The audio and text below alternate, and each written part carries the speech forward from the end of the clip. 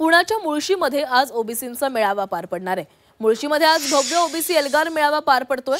सकाळी 11 वाजता हा मेळावा सुरू होणार आहे। नवनाथ वाघमारे, लक्ष्मण हाके, ससाणे या मेळाव्याला उपस्थित राहणार आहेत।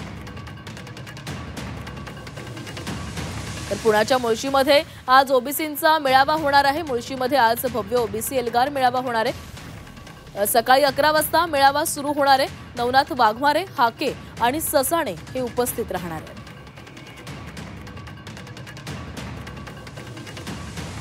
तर सकाळी 11 वाजता या मेळाव्याचं आयोजन करण्यात आलेलं आहे। अनेक ओबीसी बांधव या मेळाव्याला उपस्थित राहतील।